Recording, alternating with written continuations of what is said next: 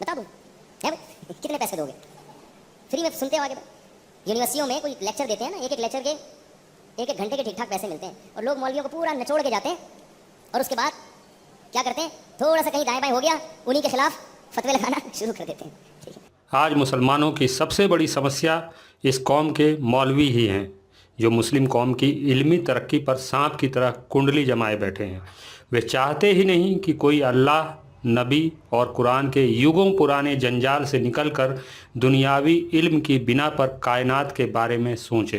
दावा करेंगे कि सब कुछ अल्लाह ने किया है, और अल्लाह का सबूत मांगो तो 1400 साल पुरानी एक किताब से चंद आयतों को ढूंढ लाएंगे और कहेंगे कि ये अल्लाह ने बकी हैं। ये लोग हैं ना जो दहरी हैं, वो फजूल बहसें करने लगते हैं। फजूल बहसें, अबे ये सब फजूल बातें हैं, अबे ये मौलवियों ने बनाई हुई बातें हैं, अबे कोई खुदा नहीं है, लाइफ को एंजॉय करो, ये क्या तुम्हें महदूद सोच दी जा रही है? तो अल्लाह ने उसका जवाब दिया, वमिनन नासि मन युजादिलु फिल्लाहि बिगैरि इल्म। बहुत से लोग दुनिया में ऐसे हैं जो अल्लाह के बारे में बगैर इल्म और बगैर दलील के झगड़ा करते हैं। अल्लाह उन्हें कोई बात कहता है तो झगड़ते हैं, उस अल्लाह की बात को तस्लीम नहीं करते। जब आप इन आयतों को उधेड़ोगे तो फिर कहेंगे कोई तो है जिसने ये कायनात बनाई। ये जो कायनात हमारे काम में लगी हुई है और ये सब कुछ हो रहा है, यकीनन कोई है जो ये सब कुछ कर रहा है। सोशल मीडिया पर ऐसे बहुत से फर्जी अल्लाह मियाँ के चेले आजकल विज्ञान के सहारे अपने परवरदिगार की अजमत साबित करने में लगे हुए हैं। कोई है। आज मैंने एक अजीब, मैं तो हर चीज़ को बड़े गौर से देखता हूँ। हमारे घर में दो बच्चे घूम रहे हैं बिल्ली के, एक मुसीबत बन गई है हमारे लिए। वो थैले में बंद ही नहीं हो रहे किसी से। मस्जिद के खादिम को लाया, भाई इसको थैले में बंद करके कहीं दूर फेंक कर आओ यार, ये घर में अब बड़े हो रहे हैं, अब ये जो है ना, क्योंकि ऊपर वाले पोर्शन में कच्ची जगह है नहीं, और पक्की जगह पे ही जो करना होता है उन्होंने कर देते हैं। अब ये तो गंद फैल रहा है, कच्ची जगह होती तो कहीं चलो ऊपर का पोर्शन है उसमें नहीं हो रहा ये मसला। मैंने अजीब मंजर देखा, बार बार देखता हूँ मैं, बिल्ली कहाँ कहाँ से उनके लिए गोश्त के टुकड़े उठा उठा के लाती है। ये किसने सिखाया इसको भाई? ये खुद से है क्या? कहाँ से आया ये? फिर उस बिल्ली के बच्चे को देखा, उसको कच्ची जगह नहीं मिलती, उसने जो अपना गंद करना था किया, उसके बाद वो मिट्टी तलाश कर रहा है बच्चा उसके ऊपर डालने के लिए। घर वालों ने मुझसे पूछा इसने कहाँ से सीखा है भाई, इसने कभी देखा किसी को ये? उसने अभी तक मिट्टी देखी नहीं है। उन बच्चों ने, बिल्ली के बच्चों ने मिट्टी अभी तक देखी नहीं है। फर्श पे कर दिया ना उन्होंने सहन में, अब तलाश कर रहा है मिट्टी, वो इधर उधर वैसे ही जो है ना वो फर्श पे पाँव मार रहा है, छोटा सा बच्चा। ये क्या खुद से सीखा है उसने?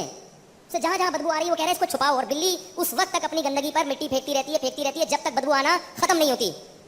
इस कायनात के सिस्टम को सही नहज पे चलाने के लिए अल्लाह ने जानवरों को भी ये आदाब सिखा दिए, पैदाइशी सीख के आते हैं माँ के पेट से। ये कहाँ से आता है भाई ये सारा निज़ाम? अल्लाह ने बिल्ली के उन बच्चों को गंदगी पर मिट्टी डालना तो सिखा दिया, लेकिन उन बच्चों को वो ये नहीं सिखा पाया कि ये मौलाना तारिक जमील मेरा पक्का वाला बंदा है, इसके घर को गंदा ना करो। अरे जनाब, एक दिन का पैदा हुआ बच्चा गर्भ से बाहर आते ही रोना शुरू कर देता है।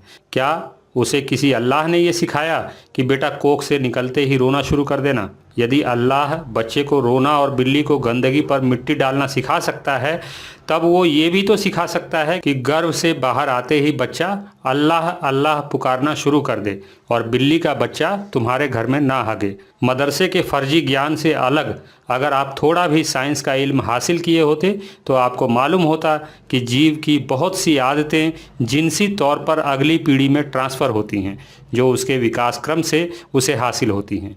इसमें किसी को सीखने या सिखाने की ज़रूरत नहीं पड़ती।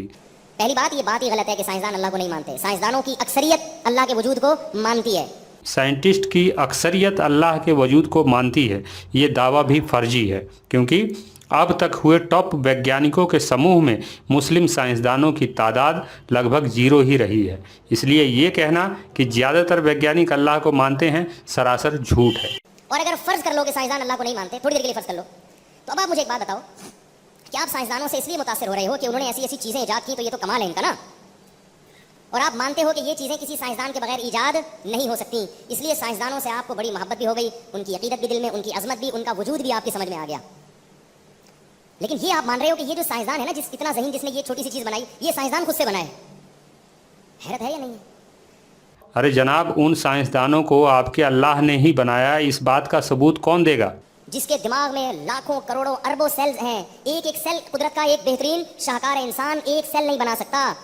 ये जो सेल के अंदर होता है ना साइटोप्लाज्म, और जो मरकज़ा होता है जो बिल्कुल अंडे की जैसे जर्दी होती है और उसमें एक साइटोप्लाज्म होता है, तो ये छोटे छोटे हमारे करोड़ों हैं दिमाग के अंदर, करोड़ों अरबों खरबों हैं, और एक एक इतना पेचीदा है कि साइंसदान कहते हैं कि ये खुद से बनने वाला नहीं है। मौलाना ने यहाँ भी गजब की डींग मारी कि वैज्ञानिक कहते हैं कि ये ह्यूमन सेल्स अपने आप नहीं बन सकते, लेकिन ये किस वैज्ञानिक ने कहा कि सेल्स अल्लाह ने बनाए हैं? एक खोपड़ी में अल्लाह ने पूरा दिमाग ला के फिट कर दिया, सोचता है, समझता है, देखता है। ये अजीब बात है कि साइंसदानों से तो अजमत और मोहब्बत है और उनके दीन पे चल रहे हैं, लेकिन साइंसदान के बारे में फ़र्ज़ कर लिए कि ये खुद ब खुद इत्तिफाक से वजूद में आ गए, इत्तिफाक से वजूद में आ गए। ऐसा नहीं होता भाई। अल्लाह कहेगा कि जब साइंस की बनाई हुई चीज़ों की वजह से तुम्हें साइंस से मोहब्बत थी, तो साइंसदान को जिसने बनाया उस रब से तुम्हें मोहब्बत क्यों नहीं थी, वो क्यों समझ में नहीं आ रहा था? अगर साइंसदानों को दिमाग अल्लाह ने गिफ्ट किया है तो उसी अल्लाह ने आप जैसे मौलवियों के दिमाग में गोबर क्यों भर दिया? होना तो ये चाहिए था कि दुनिया के सारे उलेमा अव्वल दर्जे के साइंटिस्ट होते, लेकिन यहाँ तो सब उल्टा है। जो जितना बड़ा मौलाना है वो उतना ही बड़ा जाहिल है। साइंस कहती है जमीन सूरज के गिर्द घूमती है, आला हज़रत कहते हैं जमीन ठहरी हुई है, जमीन घूमती नहीं। आला हज़रत के ज़माने में साइंसदानों ने कहा जमीन घूमती है। आगे वाले बच्चे पढ़ते ना जमीन गोल है, जमीन बढ़ते हैं तालियों में। जमीन तो साकिन है बेटा, जमीन तो जमीन रोटेट करती नहीं है, जमीन गर्दिश नहीं करती। बहसियत मुस्लिम मेरा आपसे सवाल है, आप ये बताएं कि साइंस की बात को मानना जरूरी है या कुरान और हदीस की बात को मानना जरूरी है? तो सादा सा जवाब है कि कुरान और हदीस की बात को मानना जरूरी है। तो मोहतरम फिर कुरान और हदीस में ये दलाइल मौजूद हैं कि जमीन साकिन है। 105 दलीलें दी हैं उसमें कि जमीन हरकत नहीं करती। साइंस की थ्योरी में अल्लाह की बकवासें फिट नहीं होती, इसलिए साइंस को समझने वाला इंसान अल्लाह की फर्जी बातों में नहीं आता। वो अल्लाह का कम्युनिकेशन जो इंसान के साथ हुआ है कि अल्लाह ने ये कहा कि ऐसे करना है तो ऐसे ही करना है, वही सही है। अल्लाह ने कहा वो एक है तो वही एक है, अब दो नहीं हो सकते। अल्लाह ने कहा कि मरने के बाद जिंदा होना है तो मरने के बाद जिंदा होना है, अब वो गलत नहीं हो सकता, क्योंकि अल्लाह ने जो बातें कही हैं, जो इस्लाम का बुनियादी बिलीफ है, वो अनसीन वर्ल्ड से ताल्लुक रखता है।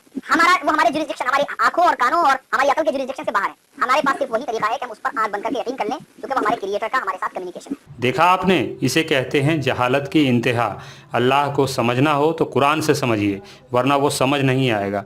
और कुरान में लिखी बातों पर आंख बंद करके यकीन कर लीजिए, चाहे उसमें अक्ल की धज्जियां ही क्यों ना उड़ाई गई हों। लेकिन हमें ज्योग्राफी में पढ़ाया जाता है कि अर्थ जो है वो सूरज का चक्कर लगाता है। ये लॉजिक ये गलत है बेटा। साइंस की ये थ्योरी जो है ना, ये दुरुस्त नहीं है। असल जो थ्योरी है ना वो कुरान और हदीस वाली है। जमीन साकिन है, यानी जमीन मूव नहीं करती, अर्थ स्टैटिक पोजीशन में है, तो ये मूव नहीं करती।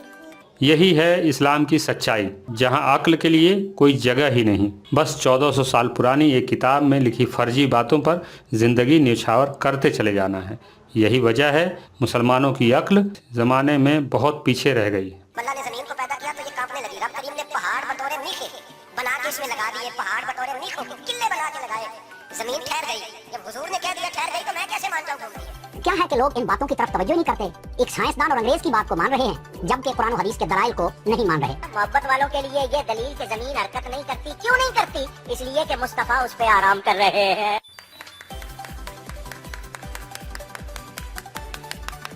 नबी के अदब की वजह से ठहरी हुई है, हरकत करती। और जिसको घूमना है मेरे गिर्द घूमो, मैं क्यों घूमूं? मुझ में नबी आराम कर रहे हैं। इन जैसे कट्टरपंथियों की इसी तरह की फर्जी बातों में उलझकर एक आम मुसलमान की सोच 1400 साल पीछे अरब के रेगिस्तानों में अटक जाती है, मगर उसकी ज़रूरतें समय के हिसाब से आगे बढ़ती चली जाती हैं, जिसका परिणाम ये होता है कि वो वर्तमान से तालमेल बिठाकर चल ही नहीं पाता और ज़माने को दुश्मन बना लेता है। दूसरे धर्मों के युवाओं पर भी ये बातें लागू होती हैं। भेष बदल जाते हैं, धर्म बदल जाते हैं, सोच वही रहती है। इसलिए आज नौजवानों के ऊपर ये बड़ी जिम्मेदारी है कि वे अपने समाज को इन धार्मिक परजीवियों की गिरफ्त से आज़ादी दिलाएं, वरना इन फर्जी लोगों के फैलाए जहालत के इस धार्मिक अंधकार में आपकी आने वाली नस्लें पूरी तरह तबाह हो जाएंगी। अगर आप मेरे विचारों से सहमति रखते हैं तो मुझे इस नंबर पर आर्थिक सहयोग भेज सकते हैं। मुझे आपके सपोर्ट की ज़रूरत है। इंसानियत जिंदाबाद।